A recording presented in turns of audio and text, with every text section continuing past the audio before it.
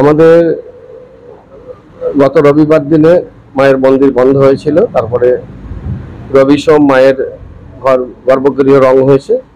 মঙ্গলবার রাত থেকে আমাদের মায়ের রং শুরু হয়েছে। তা কালকে রং মোটামুটি কমপ্লিট হয়েছে, এখনো কিছু কিছু বাকি রয়েছে। মায়ের এখন সাজ পরানো হয়েছে, চুল পরানো হচ্ছে এবং গহনা পরানো হচ্ছে। হ্যাঁ, এবার আজকের মধ্যে আমরা এগুলো মায়ের সমস্ত সাজ কমপ্লিট করে দেবো। কালকে সকালবেলা 10টার সময় মায়ের দ্বার উন্মোচন হবে।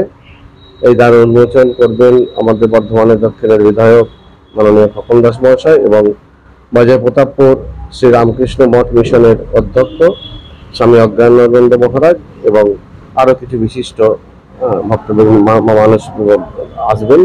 তাদের মাধ্যমে মায়ের দ্বার উন্মোচন হবে।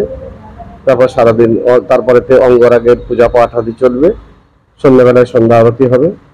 পূজার তারপরের দিনে পূজা, মায়ের পূজা সকাল 8টার থেকে রাত্রি 11টা পর্যন্ত মায়ের পূজা নেওয়া হবে।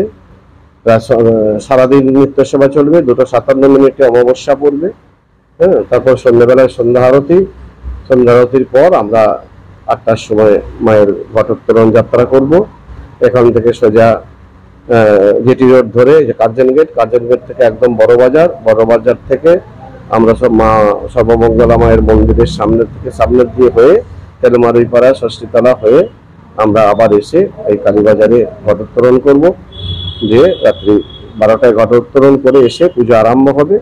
তারপর দিন পূজার শেষে মোটামুটি 4টার সময় বলি হবে, তারপরে অঞ্জলি হবে।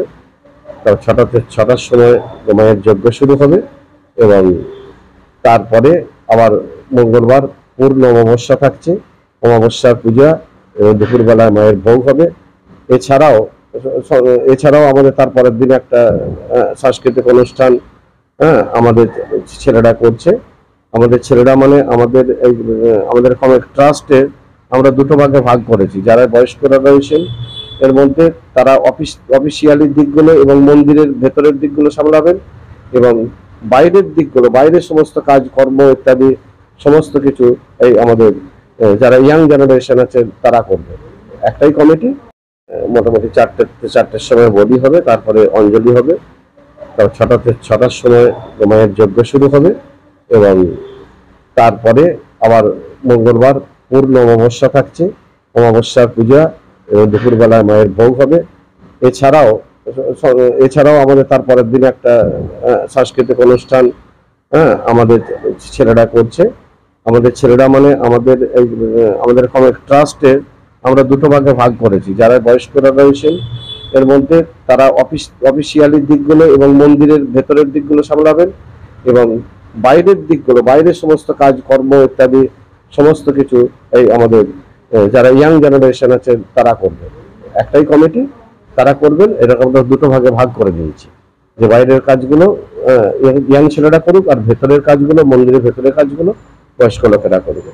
এইভাবে পুজো দেওয়ার নিয়ম রয়েছে। আমাদের কুপনের মাধ্যমে আমরা পুজো নিচ্ছি। 30 টাকা করে কুপন। ফল, মিষ্টি, ফোন, গহনা, শাড়ি যে যা খুশি নিয়ে আসুন।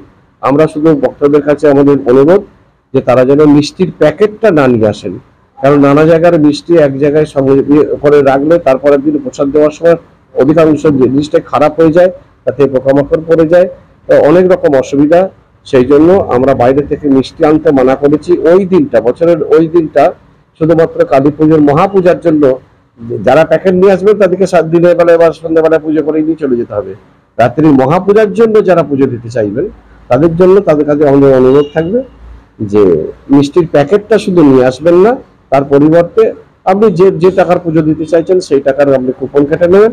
তারপরের দিনে আপনাকে ওই কুপন অনুসারে আমরা মায়ের লাড্ডু প্রসাদ হাতে তুলে দেবো।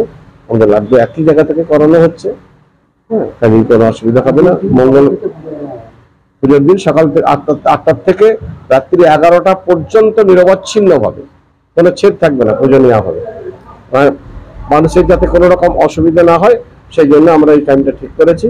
আর তারপরের দিন সকাল 9টা থেকে বেলা 1টা পর্যন্ত এবং বৈকাল 5টা থেকে রাত্রি 9টা পর্যন্ত মায়ের এই প্রসাদী কুপন অনুসারে মায়ের প্রসাদী লাড্ডু বিতরণ করা হবে।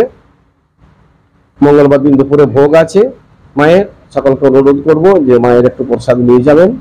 আর বুধবার দিন এইবারে আমাদের নতুন একটা ইয়ে করেছি, হ্যাঁ, এই মায়ের ইচ্ছায়, হ্যাঁ, জানি না কতখানি করতে পারবো, তা যে মায়ের আমরা 108 ভোগ দেবো মায়ের সামনে। আমরা 108 রকমের দ্রব্য মাটির মালসায় করে সাজিয়ে মায়ের ভোগ দিতে চাই, ভোগ দেব, এবং দুপুরবেলা সবাইকে আমরা প্রসাদ দেব। এইরকম একটা মনস্থ করেছি। এবার সবটাই মায়ের ইচ্ছা এবং ভক্ত সাধারণের সহযোগিতা। তা আমি আপনার এই চ্যানেলের মাধ্যমে গোটা বর্ধমানবাসীকে অনুরোধ করব যে আপনারা আসুন, মায়ের মূর্তি দর্শন করুন। আমার নাম দেবাশিস মুখোপাধ্যায়।